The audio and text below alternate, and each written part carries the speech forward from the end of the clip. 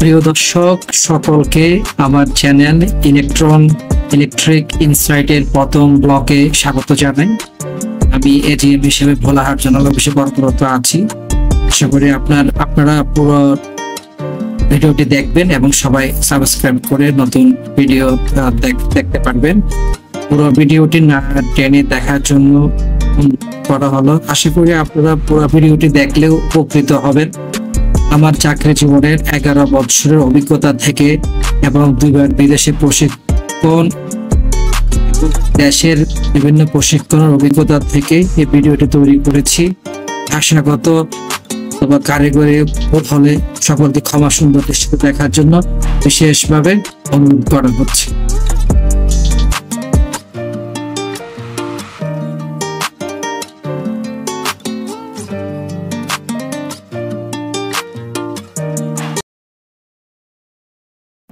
এটা হলো একটা এনটেক 33 কেবি এসিআর এর সেটিং দেওয়া হয়েছে। এখানে দেখা যাচ্ছে আমরা ফার্স্ট স্টেজ এবং face ground, second stage face ground, third stage face ground setting দিয়েছে। এটা আরএফ এর নির্দেশনা অনুযায়ী। তো মূলত এই সেটিং গুলি আমি আসলে আজকে আমার এই 33 কেবি এনটেক এসিআর করে দেখাবো। আশা করি আপনারা এইভাবে ফলো করলে 33 কেবি যখন ফল হলে থেকে উদ্ধার হতে পারবে।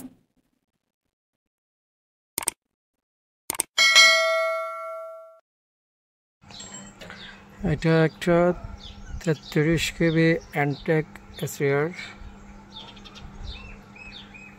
এই এসিআরটা মূলত ETR 300R এনটেক, লেটেস্ট একটি এসিআর।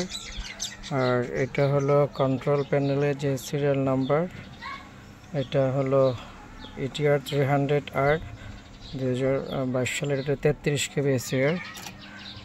এখানে প্রথমে আমরা ইন্টারফেসে দেখতে পাচ্ছি এখানে প্রোটেকশন এনেবল, এটা অলওয়েজ প্রোটেকশন এনেবল থাকবে। এটা হচ্ছে গ্রাউন্ড এনেবল, এটা অলওয়েজ গ্রাউন্ড এনেবল থাকবে। SEF এনেবল, এটা সেন্সিটিভ আর্থ ফল্ট, এটা এনেবল আমরা করতেও পারি আবার আমরা নাও করতে পারি। এটা আমাদের এখন প্রয়োজন নাই। রিক্লোজার এনেবল, এটা আমরা এখানে এনেবল করতে পারি, আমরা এখানে ডিসেবল রেখেছি কারণ আমরা চাই না লাইনে ফল্ট হলে লাইনটা অটোমেটিক চালু হয়ে যাক।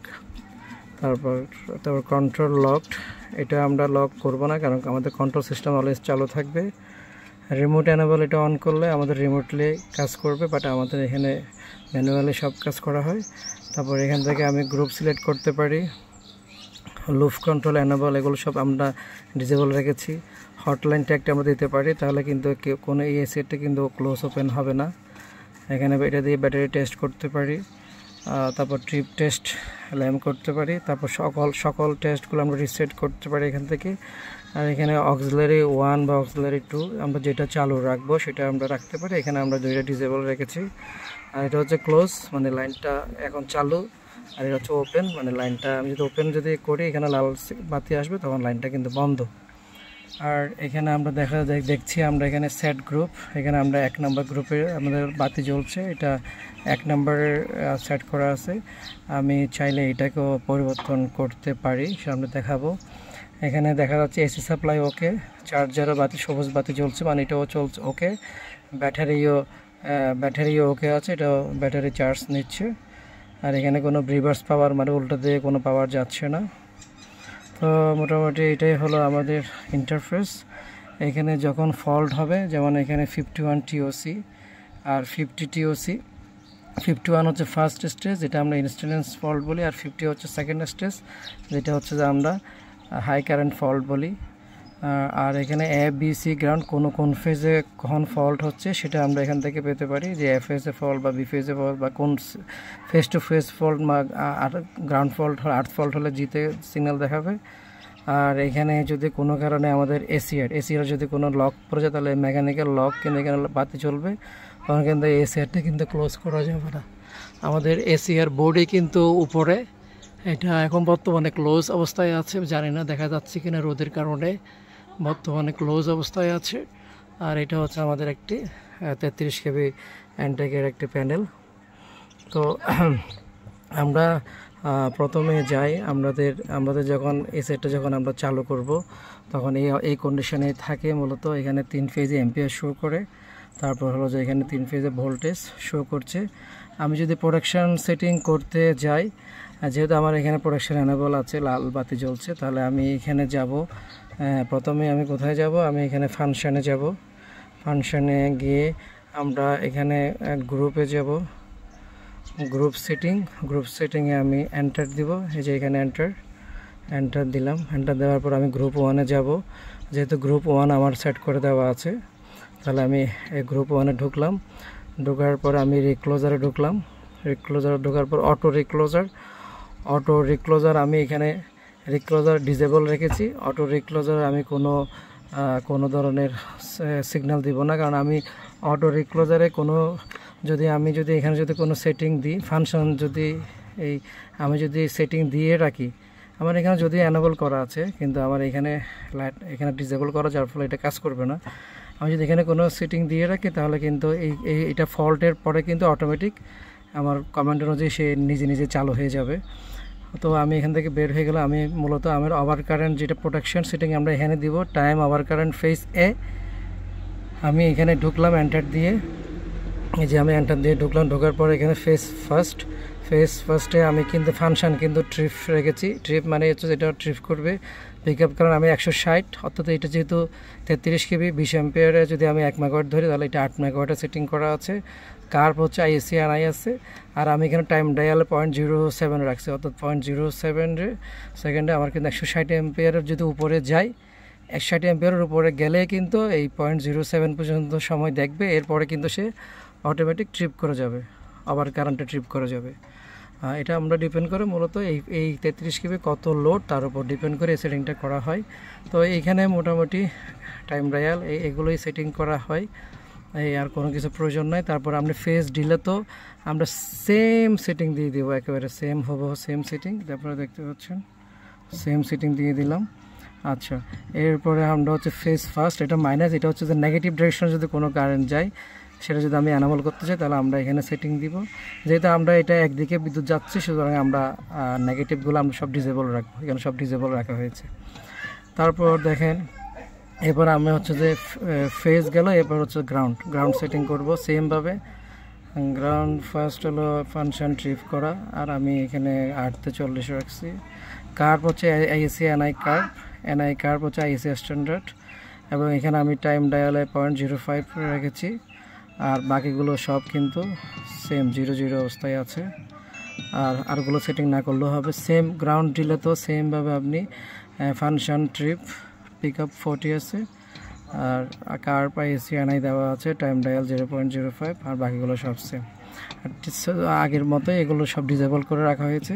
মাইনাসগুলো এটাও সেম ডিসেবল করে রাখা হয়েছে। তারপর হলো আমি এখানে ওভার কারেন্ট নেগেটিভ সিকোয়েন্স এগুলো সব ডিসেবল করে রেখেছি। তারপর হচ্ছে আমি হলো এসিআরে মূলত 3টা স্টেজ করা আছে। আমি এখন ফার্স্ট স্টেজ আমি করেছি, এখন আমি সেকেন্ড স্টেজ দেখবো, ইনস্ট্যান্টেনিয়াস 5 নম্বর যেটা আছে। এখানে এটাকে অ্যানাবল করেছি, এবং এখানে পিক আপ কারেন্ট আমি 1000 করেছি, পিক আপ কারেন্ট 1000, আর টাইম ডিলে আমি 0 সেকেন্ডে রাখছি, আর অ্যাক্টিভ শট 1, অর্থাৎ একটা শটে এটা কিন্তু ট্রিপ করে যাবে। প্রথম ফল্ট যদি হয়ে যায়, তখন কিন্তু এই এটা ট্রিপ করবে। আর এটা আগের মতো এটা আমরা ডিসেবল করে রেখেছি। আর সেমভাবে আমি গ্রাউন্ডও সেমভাবে, যে এখানে অ্যানাবল করা আছে ফাংশন, পিক আপ কারেন্ট 500-তে দিয়ে রেখেছি, আর টাইম ডিলে কিন্তু 00 শর্ট একটাতে এটা ট্রিপ করাবে, আর গ্রাউন্ডে কিন্তু এটা ডিসেবল করে দেওয়া মাইনাসটা। এটা গেল সেকেন্ড স্টেজ। আর SEF যেহেতু আমার এখানে ডিসেবল করা আছে, সুতরাং SEF-এর আর এখানে কোনো সেটিং দেওয়ার কোনো প্রয়োজন নাই। আর এরপরে আমরা হলো থার্ড স্টেজ চলে যাচ্ছি। থার্ড স্টেজটা আমি এখানে অ্যানাবল করে রেখেছি। আমি থার্ড স্টেজ 3টা জাস্ট এখানে 1200 অ্যাম্পিয়ার দিয়ে রেখেছি, অর্থাৎ যখনই 1200 অ্যাম্পিয়ার হয়ে যাবে, তখন কিন্তু সে একেবারে 0 সেকেন্ডে ট্রিপ করে যাবে। তারপর এটা আগের মতোই ডিসেবল করা। আর সেমভাবে গ্রাউন্ডে আমি অ্যানাবল করেছি, এবং এখানে আরেকটু অ্যাম্পিয়ার 600 করে রেখেছি, একটু বেশি করে রাখছি। আগে সেকেন্ড স্টেজ ছিল 500, এখানে 600 করা আছে, আর অ্যাক্টিভ শট 1, অর্থাৎ প্রথম ফল্ট হলে সাথে সাথে সে ট্রিপ করে যাবে। আর এটা তো মূলত ডিসেবল করা আছে,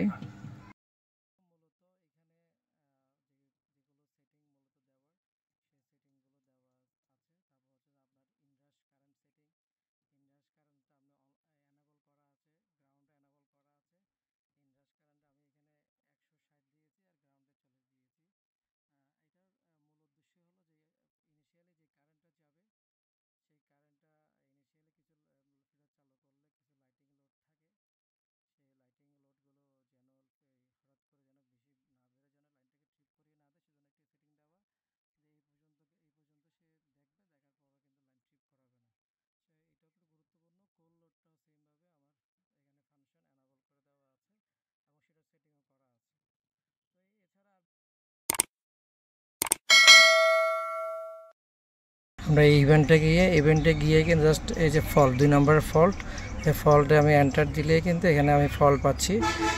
এই যে 1 নম্বর এটা দেখাচ্ছে 001। এরপর আমি এই ফল্টটা হয়েছিল 11 ফেব্রুয়ারি 2025। এটা 3 ফেজ ABC আবার কারেন্ট ফল্ট। 51 থেকে আমরা বুঝতে পারবো আবার কারেন্ট ফল্ট। তারপর এটা 2 নম্বর, আমি যে 2 নম্বরটা যেটা ফল্ট এটা হলো F ফেজ আর C ফেজ ফল্ট, এটা আবার কারেন্ট 51। তো এখান থেকে আমরা ফল্টটা পেতে পারি। এরপরে আমি যদি চাই যে লোড পার মিনিটে লোড কত, পার ঘন্টা, এটা হচ্ছে পার মিনিটে, প্রতি 15 মিনিট পর পর কত লোড যাচ্ছে, এটা জাস্ট দেখার জন্য আমি এখানে এন্টার দিয়ে দিব। এন্টার দিয়ে কিছুক্ষণ ওয়েট করব, তাহলে ডাটাগুলো আপলোড হতে থাকবে। আপলোড হওয়ার পরে আমার এখানে রেজাল্ট আকারে আসবে যে প্রতি 15 মিনিট পর পর, এই যে প্রতি 15 মিনিট পর পর এটা হলো 14টা 6/4/2025 14টা। এখানে এটা হচ্ছে 1 নাম্বার, এই এম্পিয়ার যাচ্ছে। তারপর হচ্ছে যে এই যে 15 মিনিট আগের জিনিস, এটা ডাটা। এইভাবে 15 মিনিটের ডাটার প্রায় 8640টা ডাটা এখানে আছে। প্রতি 15 মিনিটে কত এম্পিয়ার যাচ্ছে, তেমনি প্রতি ঘন্টায় লোড এখানে পাবো, প্রতিদিনে কত যাচ্ছে প্রতিদিন। যেমন ডেটা যদি দেখে আমি জাস্ট এখানে এন্টার দিব। এন্টার দিলে আমি এই যে দেখা যাচ্ছে 4 তারিখে কত লোড গেছিলো, এটা এখানে শো করছে। এছাড়া আমি এখান থেকে টাইম সেট করতে পারি, এই যে কত টাইম এখন, এই টাইমটা সেট করা যাবে। জাস্ট এন্টার ক্লিক করে এখানে সেট করা যাবে, সেট করে দিব। এই যে 26 করে দিলাম, 25 করে দিলাম, এন্টার দিয়ে দিলাম, শেষ, টাইম সেট হয়ে গেল। এখানে এসকেপ দিয়ে বের হয়ে গেলাম, এন্টার টু সেভ, এন্টার দিলাম, বের হয়ে গেল, যে টাইম সেট হয়ে গেল। তারপর এখানে মিটার দেখতে পারবো যে বর্তমানে কারেন্ট কত কারেন্ট যাচ্ছে, যে F ফেজ এত এম্পিয়ার, B ফেজ এত, C ফেজ এত, কোন ফেজে কত এম্পিয়ার কারেন্ট যাচ্ছে। তারপর এখান থেকে 3 ফেজে ভোল্টেজ দেখতে পারবো, এই যে 3 ফেজে ভোল্টেজ দেখা যাচ্ছে। তারপর কত ফ্রিকোয়েন্সি সেটা আমরা দেখতে পারবো। তারপর কত লোড যাচ্ছে, কোন ফেজে কত লোড যাচ্ছে সেটা আমরা দেখতে পাচ্ছি। তারপর এখান থেকে কিলোওয়াট আওয়ার, কোন ফেজে কত কিলোওয়াট আওয়ার সেটা আমরা এখান থেকে দেখতে পারবো। তো ডিমান্ড কত যাচ্ছে, এই যে এম্পিয়ার কোন ফেজে কত সেটা আমরা দেখতে পাচ্ছি। প্ল্যান ট্যাগ দিলে আমরা সবাই জানি যে এসিআরটা আসলে ক্লোজ, ওপেন কোনো কিছুই করা যাবে না। আর ব্যাটারি ঠিক আছে কিনা আমরা এখান থেকে বুঝতে পারবো। জাস্ট ব্যাটারি টেস্ট, এই যে ব্যাটারি আর চার্জ হচ্ছে, যে ব্যাটারি ড্যামেজ থাকলে এটা ক্লিক করলে কিন্তু আমার এখানে ডিসপ্লেতে চলে আসছে যে ব্যাটারি ভোল্টেজ 21.8, চার্জ হচ্ছে 27 ভোল্টে, আর ব্যাটারি স্ট্যাটাস ওকে, চার্জ স্ট্যাটাস ওকে। আচ্ছা, আমি যদি এখন এটা ওপেন করে যদি আমি যদি ব্যাটারিটা বন্ধ রাখি, যে আমার ব্যাটারিটা বন্ধ, তাহলে আমি আমার এখন এসি থেকে ডিসি হয়ে যে ব্যাটারিতে পাওয়ার আসবে সেটা আমি বন্ধ করে রাখছি। এখন আমি দেখবো যে ব্যাটারিটা ভালো আছে কিনা, অর্থাৎ ব্যাটারি ব্যাকআপ দিচ্ছে কিনা এই প্যানেলে। তাহলে এখন এই অবস্থায় আমি কি দেখছি যে আমার এখানে এই যে ব্যাটারি টেস্টে আমি গেলাম, আবার ক্লিক করলাম, এই যে এখানে আমি দেখতে পাচ্ছি ব্যাটারি আমার নাই, কিন্তু এই যে ব্যাটারি থেকে কিন্তু 27 ভোল্ট আমি পাচ্ছি, no battery but charge status okay. অর্থাৎ ব্যাটারিটা কিন্তু আমার আমাকে সাপ্লাই দিচ্ছে, মানে ব্যাটারিটা ওকে আছে, ব্যাটারি থেকে আমি 27 ভোল্ট কিন্তু পাচ্ছি, এবং এটা দিয়ে কিন্তু আমার এই প্যানেল চলছে।